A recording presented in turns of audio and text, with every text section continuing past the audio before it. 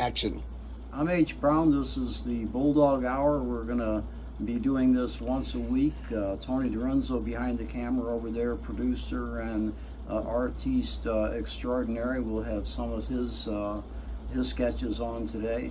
But today I'm going to talk about, it's Friday and it's January the 6th, is it, or 7th? 7th. 7th, day past D-Day. We're going to talk about what I did this week. And I'm running a campaign for D9 supervisor, about the 5th time I've run. But anyway, I never run to win unless by accident, and there have been no accidents. But this week I appeared, I was not invited, but I appeared on a forum for Latinx, which is a group of nine Latino organizations. They do job things. The one by the Armory is one. They're a cultural. They've got dances. They've got work. You name it, they've got it. But they were there for a meeting, and the topic went around to. It ended up in the hour or so talk that we had. The main topic was vendors, street vendors. And I kept trying to tell everybody, I said, look, my dog Skippy and I, he's on the floor there, his eyes perk up, yeah. Anyway, when we talk about vendors, and I said, look, my dog Skippy and I have been cleaning around that armory over there, and I've been pushing them for 2 years to get rid of the scaffolding, the base of the fencing all around there that's been around there for I don't know, at least 4 years that stuff's been there. But I've been looking at it out my window down the street and complaining to the various city agencies. I started with you do the basic 311 call. If you have anything in your neighborhood that you want to complain about, folks, the city will eventually move. But you got to go through the procedure, and you just got to be patient. So, and I myself have at least a dozen, 15 311 orders still active around the city. I mean, everything from a sidewalk from the parking lot of the housing authority to the bus stop to moving the toilet in front of the armory. But anyway, you file 311 notices, and I filed a 311 notice, and I said that fencing around the armory I thought it was slave cages from kink.com had it in, and had cages built in their basement. And yeah, the building has a rich history, let's say. We're talking about the Armory in St. Louis, 1800 mission on your address thing. But anyway, it probably seats 3,000. It's got a nice theater inside it that's been recently redone by a woman named Aubrey Jane or something like that, but a tremendous job. So they're talking about vendors, and I said, my dog and I sued them, and we went to 311, and 311 said, okay, well, I'll turn it over to Department of Building Inspections.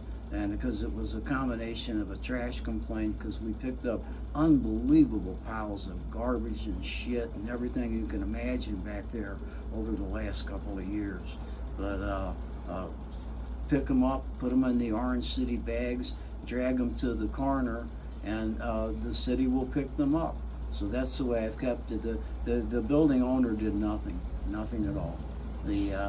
So the thing went to DBI, and DBI said, it's not anything to do with the building, so you can take it to DPW.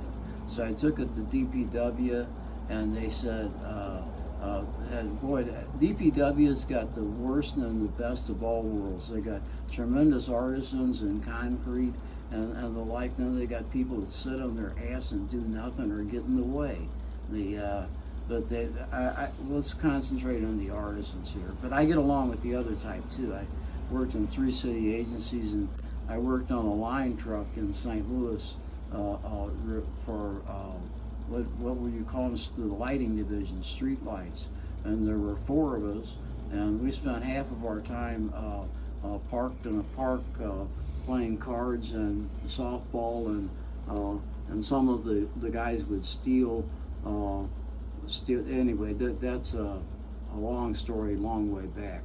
But back to the way that I cleared Skippy and I'm gonna give the dog some credit because he's cute and photogenic, and he does work. You know, he's I'm sure he keeps me from getting my ass beat when I collect trash and too close to some people.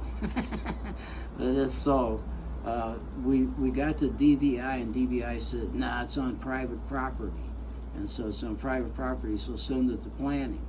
So planning didn't get this till like December, so late December.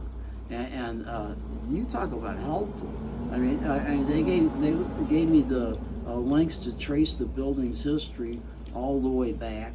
And the last owners, and every complaint filed with them on it, which was like, I don't know, 25 complaints over 20 years. I don't know what the kink.com used to get a lot of complaints because they followed the new age rule of just go ahead and do it and then apologize or pay the fine later. And so they did a lot of things apparently inside of the building that were they did without permits. So they kept getting hit for you do this or you do that, and the planning department would just, you know, issue them a permit for it. And so I went back and forth with planning. But anyway, let me get the bottom line in. The planning got it in December, and I'd been pushing it for 2 years. Planning took care of it in 90 days, man. I mean, it was like well, maybe not 90. It was a very short time. The fence has been removed. It is it's June 7th. The fence was removed about 3 weeks ago. So back in May. So 6 months, under 6 months. But they're fighting a billionaire here. So anyway, I looked at their record was that they had been able to abate all of these complaints within like 25 days. You know, 25 days each, and that's really that's a short period to go through for looking at a structure, at structures. Some structures. Anyway, I won't get into the plan, but some structures have been there for years, like the place next to Tony Hall, and they'd have to cut into the walls and see if everything. Anyway, all you had to do with this thing was the argument was, is it on the sidewalk? And obviously it's on the damn sidewalk. We got lots of pictures of it in the blog throughout. And but finally planning said, all right, they gave the guy all kinds of time and this and that. There's a procedure. They gave me a list of every step that they go through. I mean, they are helpful to the citizen in San Francisco. That planning department is, and they had, anyway, I won't get into the complaints they had against them before. It's probably not confidential. They wouldn't have showed it to me, right?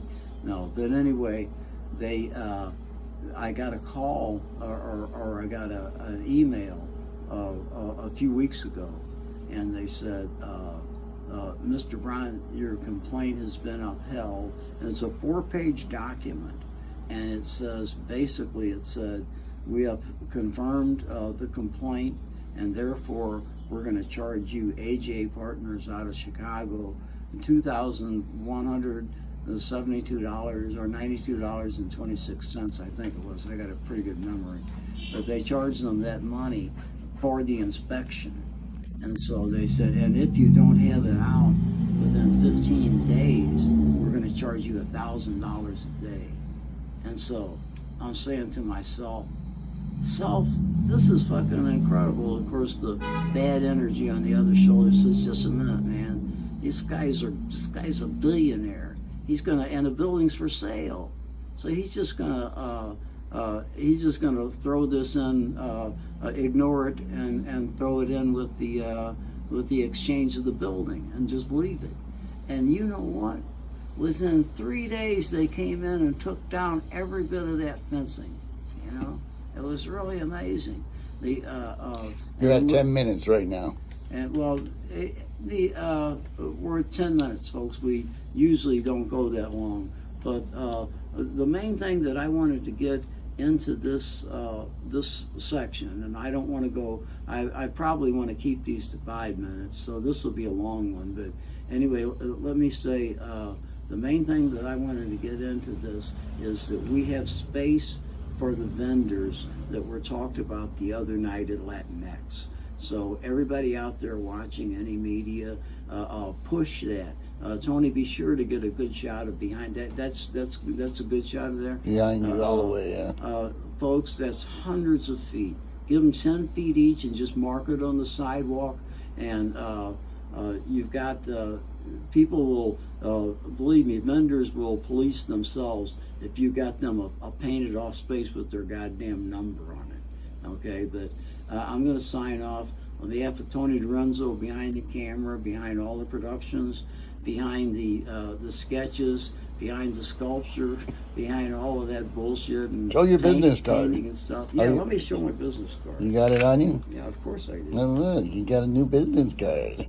It's the best business card man ever had.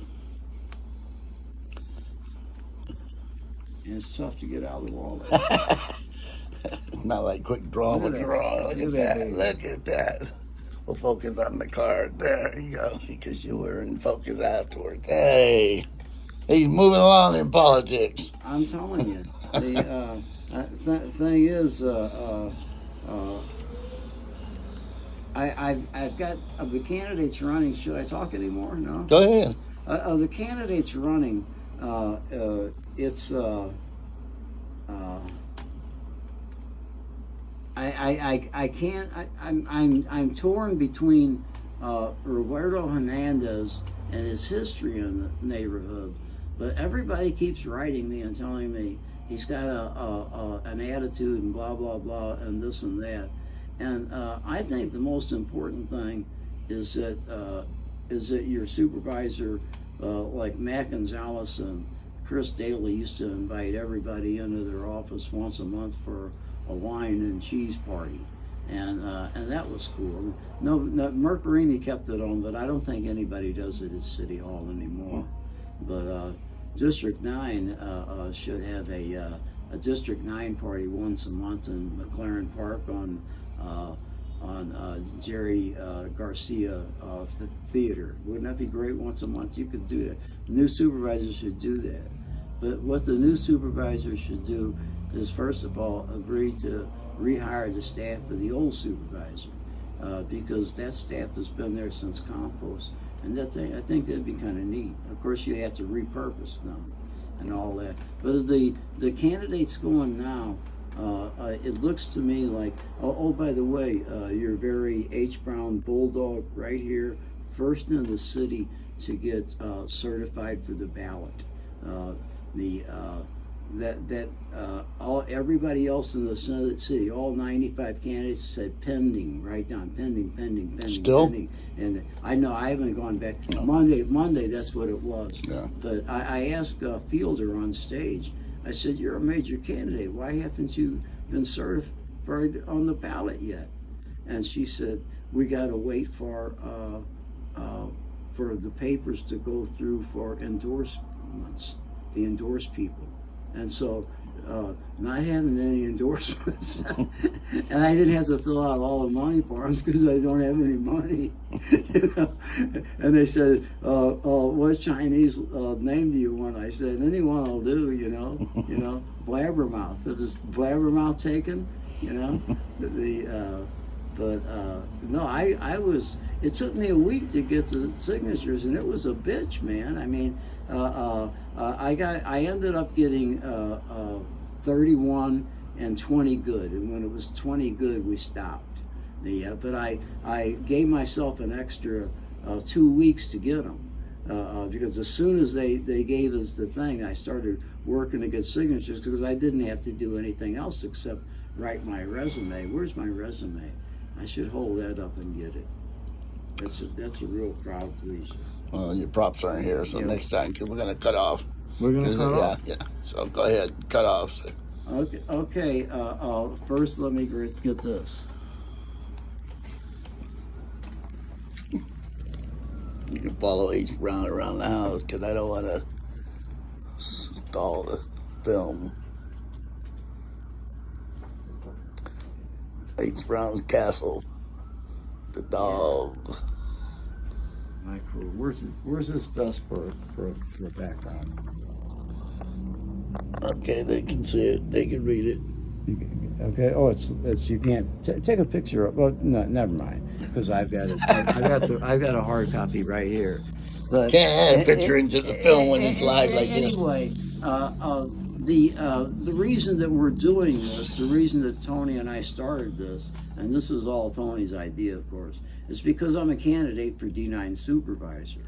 Now, I've never spent a dime on a campaign, and I've run 6 or 7 of them. I ran in District 2, I ran in District 3, I ran in District 5, I ran twice in District 6. I entered in District 8, and they redistricted me out of the district, and now I'm running in 9. And I ran for school board, and oh yeah, I ran for mayor against Newsom in 2007. But anyway, you got my my resume, and that's what it says on qualifications. When you get your voter book under H. Brown in there, it'll be 300 or 200 words for your qualifications, and I just showed you what mine will be. So it's H. Brown, and we're on the 7th of June in the year 2024. H. Brown for Supervisor District 9, and Skippy says hi to. Bye. Now, what's your blog address? Oh, my blog is sfbulldogblog.com. That's sfbulldogblog.com, and come over and see us sometime.